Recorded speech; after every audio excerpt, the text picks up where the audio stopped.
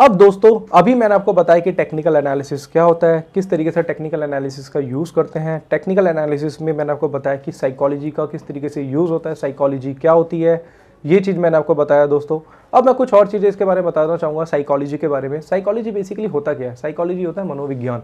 अब एग्जाम्पल के तौर पर हम जब ट्रेड करते हैं तो हमारे अंदर भी कुछ इमोशंस होते हैं। आप ट्रेडर हो, आप ट्रेड कर रहे हो, तो आपके अंदर भी कुछ इमोशंस होंगे, आपके अंदर भी कुछ डर होगा। ट्रेडिंग बेसिकली एक नेचर का पार्ट है। नेचर का पार्ट के बारे में बात करूंगा तो हर आदमी का एक नेचर होता है। कोई को गुस्सा बहुत जल्दी आता है, कोई बहुत जल्दी डर जाता है, किसी में इमोशन जो बहुत ज़्यादा होता है, कोई बहुत ज़्यादा हम्बल होता है, किसी के अंदर पेशेंस की बिल्कुल भी पेशेंस बहुत होता है, किसी में पेशेंस होता ही नहीं है। तो ये आदमी का ना नेचर है, और हमेशा ना जो नेचर है वो काम के बीच में आता है। तो नेचर को चेंज करना भी दोस्तों बहुत ज़रूरी है। अगर एग्जांपल के तौर पे आपको गुस्सा बहुत आता है तो मार्केट में आप अपना गुस्सा दिखाएंगे। किसी ट्रेड में आपको नुकसान हुआ तो आप क्या करेंगे? वो ट्रेड में अगर आपको नुकसान होता है तो दोस्तों मार्केट में एग्जांपल के तौर पे आपको एक स्टॉक में नुकसान हुआ, मान लो IDBI में आपको नुकसान हो गया, तो आप क्या करेंगे? बोलेंगे कि IDBI तो गंदा शेयर है, मैं कभी इसमें ट्रेड नहीं करूँगा, ये मेरे लिए अनलक्की है, क्योंकि वो आपके नेचर का पार्ट है। एग्जाम्पल के तौर पे अगर आपको किसी एक्सिस बैंक में नुकसान हो गया तो आप बोलोगे कि मेरे को एक्सिस बैंक में नुकसान हुआ है, अब तो मैं एक्सिस बैंक से ही रिकवर करूंगा। तो वो क्या है? वो भी आपके नेचर का पार्ट है। आपको गुस्सा आता है, ठीक है, आपको गुस्सा आता है तो मार्केट में अपना गुस्सा दिखाएंगे। अगर आपके अंदर बिल्कुल भी पेशेंस नहीं है तो आप क्या करेंगे? अग्रेसिव ट्रेड करेंगे। अगर आपके पास पेशेंस है तो आप मार्केट में आराम से ट्रेड कर सकते हैं, इजीली आप अपना ट्रेड बना सकते हैं। तो मतलब कहने का मतलब ये है कि ट्रेडिंग बेसिकली एक नेचर का पार्ट है, और जैसा आपका नेचर होगा वैसे ही आप मार्केट में ट्रेड करेंगे। तो मैं आपको इस तरीके का कोर्स कराऊंगा कि आप अपने नेचर में भी कुछ चेंजेस आपके आ जाएंगे। साइकोलॉजी मैटर करती है दोस्तों, साइकोलॉजी हमेशा मैटर करती है। साइकोलॉजी क्या होती है इसके बारे में बताना चाहूँगा। एग्जाम्पल के तौर पर आप एक ट्रेडर हैं और ट्रेडिंग करने आए, और ट्रेडिंग में अगर आपको नुकसान हो जाता है, आप आए ट्रेडिंग में, आपने करा आपके अकाउंट में 10,000 में या 50,000 में, और आपको 5,000 रुपये का नुकसान हो जाता है मॉर्निंग में, तो आप क्या करेंगे? आपको 5,000 रुपये का नुकसान हुआ, आप कहेंगे पहले तो मैं 5,000 रुपये रिकवर करूंगा। आप आए थे प्रॉफिट करने, बट आपको जैसे ही 5,000 रुपये का नुकसान हुआ तो आपने क्या सोचा कि पहले मैं अपना 5,000 रुपये का जो नुकसान है वो रिकवर करूंगा, बात की बाद में सोचूंगा। तो अब आपकी सोच क्या हो जाएगी? वो 5,000 रुपीज़ के अंदर ही रह जाएगी। आपके अकाउंट में 50,000 थे, आपको 5,000 रुपीज़ का नुकसान हो गया, आपके अकाउंट में 45,000 बचे, तो आप बोलोगे कि पहले मैं 5,000 रुपये रिकवर करूंगा। तो आपकी जो सोच है वो 5,000 में सिमट के रह जाएगी। आप सोचोगे बस 5,000 रुपये पहले कवर हो जाए, 5,000 रुपये पहले कवर हो जाए, उसके बाद में मैं आगे की सोचूंगा। आप आए थे प्रॉफिट करने, बट आप क्या कर रहे हैं? अब उस 5,000 रुपये में आप अटक के रह गए। उसका रीज़न क्या हुआ? क्योंकि स्टार्टिंग में जो आपको नुकसान हुआ तो आपने क्या करा? प्रॉफिट की तो भूल गए, बस आप ये सोचें कि अपना नुकसान कैसे रिकवर करूं। ये दोस्तों साइकोलॉजी का पार्ट है। एग्जांपल के तौर पे जब बॉलर बॉलिंग करने आता है तो वो सोचता है कि बैट्समैन को आउट करूंगा, मगर क्या होता है कि 2 बॉलों पे इसकी स्टार्टिंग की 2 बॉलों पे छक्के पड़ जाते हैं, तो वो सोचता है कि आउट करने की, तो वो भूल ही जाता है। वो सोचता है कि भगवान बस छक्का ना पड़े। तो ये क्या हुआ? साइकोलॉजी। उस बैट्समैन ने उस बॉलर की साइकोलॉजी को चेंज कर दिया, उस बैट्समैन ने बॉलर की आउट करने की साइकोलॉजी को चेंज कर दिया, तो इसको बोलेंगे साइकोलॉजी। तो हम भी मार्केट में जब आते हैं प्रॉफिट करने, हमें 1-2 ट्रेड में नुकसान हो जाता है तो हम सब क्या करते हैं? प्रॉफिट की तो भूल जाते हैं, हम सोचते हैं कि ये बस ये नुकसान कवर हो जाए। तो ये साइकोलॉजी का दोस्तों पार्ट है। तो साइकोलॉजी हमेशा मैटर करती है मार्केट में। ये मैटर करता है कि आप मानसिक तौर पे कितने स्ट्रांग हो। तो अगर आप मानसिक तौर पे स्ट्रांग होगे तो आपकी ट्रेडिंग भी बहुत अच्छी तरीके से होगी। अगर आप मानसिक तौर पे ही स्ट्रांग नहीं होंगे और आपके अंदर बहुत सारी कमियां होगी तो अच्छे एनालिस्ट होने के बावजूद भी आप मार्केट में अपना नुकसान करोगे। बट दोस्तों बताना चाहूँगा कि आपका नेचर भी चेंज होगा जैसे जैसे आप ट्रेडिंग करेंगे। तो मैं आपको कुछ स्ट्रेटजीज कुछ इस तरीके से आपको आगे बताऊंगा कि आपका जो नेचर है ना वो भी चेंज होगा। या तो मार्केट से बाहर हो जाओगे या तो आपका नेचर चेंज हो जाएगा। तो दोस्तों ये जो मैं बातें कर रहा हूँ ना, साइकोलॉजी की बातें हैं, ये हमारे साथ भी हो चुकी हैं, तभी हम आपको बता रहे हैं। तो दोस्तों चलो हम स्टार्ट करते हैं आगे, और सबसे पहले बात करते हैं कि चार्ट क्या होता है। चार्ट के बारे में बात करेंगे दोस्तों। चार्ट बेसिकली जैसे मैंने आपको बताया था प्राइस और वॉल्यूम से मिलकर बनता है। प्राइस क्या होता है? मैंने आपको बताया था कि हर कंपनी का एक प्राइस होता है, हर कंपनी का एक चार्ट होता है जिसकी आप स्टडी करते हो। चार्ट में अभी आपको दिखाऊंगा कि चार्ट किस तरीके से काम करता है। तो चार्ट बेसिकली दोस्तों प्राइस और वॉल्यूम से मिलकर बनता है। हमें जो स्टडी करनी है वो चार्ट की स्टडी करनी है, क्योंकि इसके अंदर हिस्टोरिकल प्राइस होता है। जब तक आपके पास चार्ट अवेलेबल नहीं होगा, यानी कि किसी का हिस्टोरिकल प्राइस अवेलेबल नहीं होगा, वॉल्यूम अवेलेबल नहीं होगा, तब तक आप स्टडी नहीं कर सकते। तो सबसे पहले आपके पास चार्ट होना चाहिए। चार्ट भी डिफरेंट टाइम फ्रेम पे बनता है। इसमें एक्स एक्सिस वाई एक्सिस होते हैं, बेसिकली ये प्राइस और टाइम को लेके बनते हैं। इसके बारे में भी हम आगे बात करेंगे। तो सबसे पहले मैं बेसिक तरीका बता रहा हूं आपको कि चार्ट क्या होता है। चार्ट मैंने आपको बता दिया, जो कि प्राइस और वॉल्यूम से मिलके बनता है। टाइप्स ऑफ चार्ट के बारे में बताऊंगा। कुछ तरीके के चार्ट्स होते हैं, जैसे कि लाइन चार्ट के बारे में बात करेंगे। दूसरा है इसमें बार चार्ट, और तीसरा है जो मोस्ट इंपॉर्टेंट है दोस्तों, कैंडलस्टिक चार्ट। तो सबसे पहले मैं आपको basic line chart, bar chart के बारे में बताऊंगा, उसके बाद मैं आपको कैंडलस्टिक चार्ट के बारे में आगे बताऊंगा। दोस्तों लाइन चार्ट के बारे में बताने से पहले मैं आपको बताना चाहूंगा कि हम जो ये कोर्स बना रहे हैं वो डिजिटल पैड पे बना रहे हैं। तो डिजिटल पैड पे आपको दोस्तों आसानी रहेगी समझने की। तो हम पीपीटी का यूज़ ना बहुत कम करेंगे दोस्तों, क्योंकि देखो पीपीटी बेसिकली क्या है, एक बुक है, बुक को हमने पीपीटी में कन्वर्ट किया गया है। बट दोस्तों होता क्या है ना कि अगर मैं आपको बुक से पढ़ाऊंगा तो आप ना थ्योरेटिकली ही स्ट्रांग रहेंगे, प्रैक्टिकली स्ट्रांग नहीं रहेंगे। जो कोर्स आपके लिए बना रहा हूँ ये बेसिकली एडवांस कोर्स है, तो एडवांस कोर्स में हमें प्रैक्टिकल ज़्यादा सीखना पड़ेगा। तो जो भी चीज़ें बताऊँगा वो मैं डिजिटल पैड पे समझाऊंगा ताकि आपको दोस्तों आसानी रहे। तो दोस्तों जैसे कि मैंने आपको बताया लाइन चार्ट होता क्या है, तो लाइन चार्ट बेसिकली किस तरीके से बनता है उसके बारे में बात करना चाहूँगा मैं। देखो दोस्तों लाइन चार्ट होता क्या है, हम यहाँ पे समझेंगे। ये लाइन है, ये लाइन है।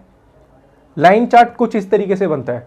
अब लाइन चार्ट होता क्या है मैं इसके बारे में बात करता हूँ कि line chart basically closing basis पे बनता है। एग्जांपल के तौर पे आज स्टॉक की क्लोजिंग हुई 215 पे, अगले दिन स्टॉक क्लोज हुआ 216 पे, नेक्स्ट डे स्टॉक क्लोज हुआ 214 पे, और उसके नेक्स्ट डे क्लोज हुआ स्टॉक 220 पे।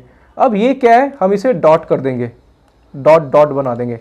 अब ये बेसिकली क्लोजिंग पे मार्केट ओपन कितने बजे होता है दोस्तों, आपको पता है 9:15 पे, और क्लोज क्या होता है 3:30 पे। अभी मैं आपको डेली चार्ट के बारे में बात कर रहा हूँ, यानी कि डेली क्लोजिंग के बारे में बात कर रहा हूँ।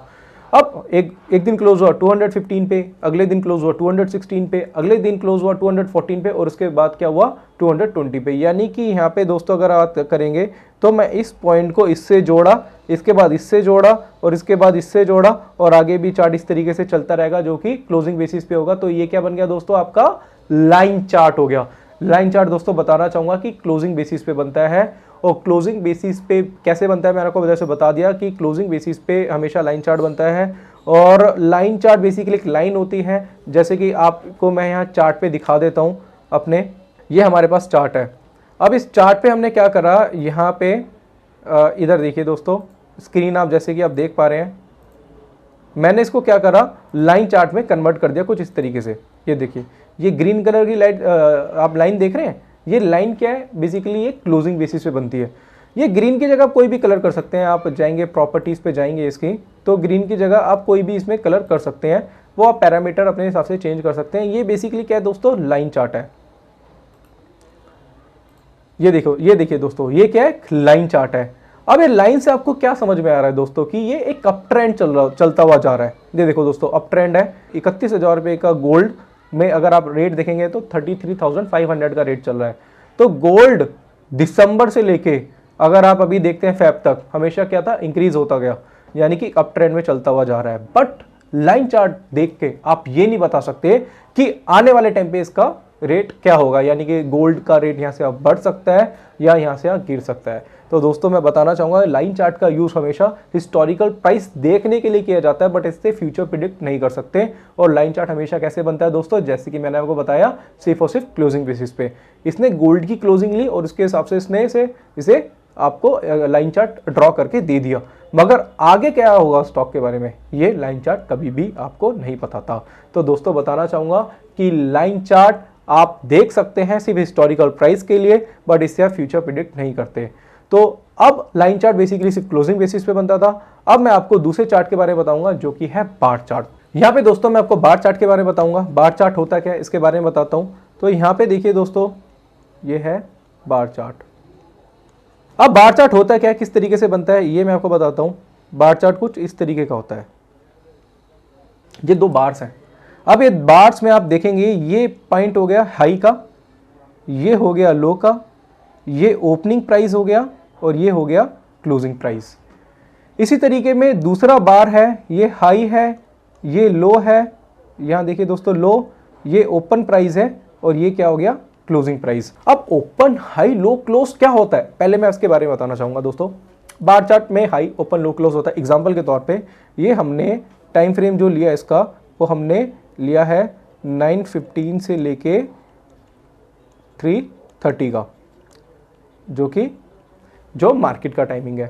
अब मार्केट में हमने देखा कि ओपनिंग का रेट क्या होगा, ओपनिंग रेट होगा, जैसे मार्केट ओपन कितने बजे हुआ 9:15 पे, तो 9:15 पे क्या ओपन हुआ और क्लोज हुआ 3:30 पे। 3:30 पे क्लोज हुआ। एग्जांपल के तौर पे मार्केट ओपनिंग जो रेट था किसी भी एक स्टॉक का, एग्जाम्पल के तौर पे यहाँ पे देखेंगे 20 रुपीज़ था और क्लोजिंग था कितना 30 रुपीज़। हाई लगाया उसने 35 का और लो लगाया इसने 19 का। ये देखिए दोस्तों, अब हुआ क्या दोस्तों, 20 पे ओपन हुआ, 30 पे क्लोज करा, 35 का हाई था और 19 का लो था। यानी कि एक दिन में मार्केट ओपन हुआ 20 रुपए पे, क्लोज हुआ 30 रुपए पे, हाई लगाया 35 रुपए का और लो लगाया 19 रुपए का। तो यहाँ पे हमने क्या करा, ये बार चार्ट ने क्या करा, उसको इस तरीके से डिजाइन किया हुआ है कि ये बता दे आपको कि मार्केट में एक्चुअल में ओपनिंग प्राइस क्या था, हाई प्राइस क्या था, लो प्राइस क्या था और क्लोजिंग प्राइस क्या था। तो अब यहां देखेंगे, इसको बोलते हैं, इसको ये पॉजिटिव बार है, इसको बोलते हैं नेगेटिव बार। नेगेटिव बार में क्या हुआ दोस्तों, इससे थोड़ा सा अलग हुआ। यहां पे देखेंगे तो यहां पे क्या हुआ, एग्जांपल के तौर पे 30 पे ओपन हुआ, हाई बनाया 35 का, लो बनाया 18 का और क्लोज बनाया इसने 28 का। ये मैं ऐसे वैसे एग्जांपल दे रहा हूं। यहां पे देखेंगे तो क्लोजिंग ओपनिंग से ऊपर है, इसको बोलेंगे पॉजिटिव बार। यहां पे देखेंगे क्लोजिंग यानी कि 28 30 से नीचे है तो इसको बोलेंगे हम नेगेटिव बार यानी कि बेरिश बार। तो देखो दोस्तों, सिर्फ और सिर्फ बार का जो यूज किया जाता है वो सिर्फ इसलिए यूज किया जाता है कि आपको एटलीस्ट ये पता चल जाए कि मार्केट एक्चुअल में जो ओपन हुआ था वो किस रेट पे हुआ था, क्लोज किस रेट पे हुआ था, हाई किस रेट पे बना था और लो एक्चुअल में किस रेट पे बना था। तो आपको बार पे जब आप जाते हैं तो आपको पता चल जाता है कि ओपन प्राइस क्या था, लो प्राइस क्या था, हाई प्राइस क्या था और क्लोजिंग प्राइस क्या था। जैसे कि आप यहाँ पे देखिए, मैं आपको चार्ट पे दिखा देता हूँ। यहाँ पे मैंने क्या करा, बार में कन्वर्ट कर दिया। ये देखिए दोस्तों, ये बार्स देख रहे हैं, जैसे मैं आपको बताई थी वैसे ही बार्स हैं। अगर मैं बार्स पे जाता हूँ यहाँ पे तो ये देखिए, ये पॉजिटिव बार है। तो यहाँ पे देखिए आपको दिखाई दे रहा होगा कि ओपन रेट क्या है इसका 32,013 का, हाई प्राइस क्या है 32,382 का, क्लोज प्राइस क्या है 32,358 का और लो प्राइस है 32,009 का। यानी कि इस बार में ओपन प्राइस क्या था 32,382 रुपए और क्लोज प्राइस था 32,358 रुपए। यानी कि इस बार में आपको पता चल गया कि ओपनिंग क्लोजिंग बार क्या है। अब यहां देख रहे हैं ग्रीन और रेड, रेड और ग्रीन। रेड और ग्रीन का मतलब क्या है दोस्तों, बताना चाहूंगा। जब क्लोजिंग ओपनिंग से ऊपर होती है तो वो ग्रीन दिखा देता है और रेड का मतलब है जब क्लोजिंग ओपनिंग से नीचे होती है। एग्जाम्पल के तौर पे मैं इस बार पे जाता हूं, यहाँ पे देखिए इस बार पे, यहाँ देखो ओपनिंग प्राइस क्या है दोस्तों 33,750 और क्लोजिंग प्राइस क्या है 33,630 का। यानी कि क्लोजिंग क्या है ओपनिंग से नीचे है और ये बार कौन सी होगी, बेरिश बार। दोस्तों बार का यूज सिर्फ इसलिए किया जाता है कि ओपन हाई लो क्लोज का रेट क्या है, सिर्फ ये पता करने के लिए होता है। इसके अलावा इसका ज्यादा यूज नहीं होता। तो दोस्तों सिर्फ इसके बारे में मैं अगर बताना चाहूंगा तो इससे भी आप फ्यूचर प्रेडिक्ट नहीं कर सकते, क्योंकि इसके अंदर कोई साइकोलॉजी, कोई डिमांड सप्लाई तो होती है बट साइकोलॉजी नहीं होती। तो साइकोलॉजी को समझने के लिए हम कैंडलस्टिक को पढ़ते हैं। बार चार्ट का बेसिकली यूज होता है कि हाई ओपन लो प्राइस को आप जज करने के लिए आप सिर्फ और सिर्फ बार का यूज कर सकते हैं। इससे ज्यादा कोई ज्यादा बेनिफिट इसमें नहीं होता। दूसरा दोस्तों मैं बात करना चाहूंगा कैंडलस्टिक के बारे में। कैंडलस्टिक चार्ट एक्चुअल में काम करता है क्योंकि उसके अंदर साइकोलॉजी होती है और मैं कैंडलस्टिक चार्ट टेक्निकल एनालिसिस में बहुत इंपॉर्टेंट रोल ये निभाता है इसमें। तो कैंडलस्टिक आपको अच्छी तरीके से आना चाहिए। तो कैंडलस्टिक से स्टार्ट करता हूँ कि कैंडलस्टिक होता क्या है, इसके बारे में बताना चाहूँगा। कैंडलस्टिक का इन्वेंशन किसने किया था, इसका थोड़ा इतिहास बताऊँगा और बेसिक तरीका आपको कैंडलस्टिक का बताऊँगा। और कैंडलस्टिक दोस्तों बताना चाहूँगा बहुत ज़्यादा इंपॉर्टेंट है। अगर कैंडलस्टिक आपको नहीं आती तो मार्केट में आप बहुत बड़े जीरो हो, और कैंडलस्टिक ही मार्केट में 70 से 80% तक काम करती है। तो कैंडलस्टिक को समझना बहुत जरूरी है।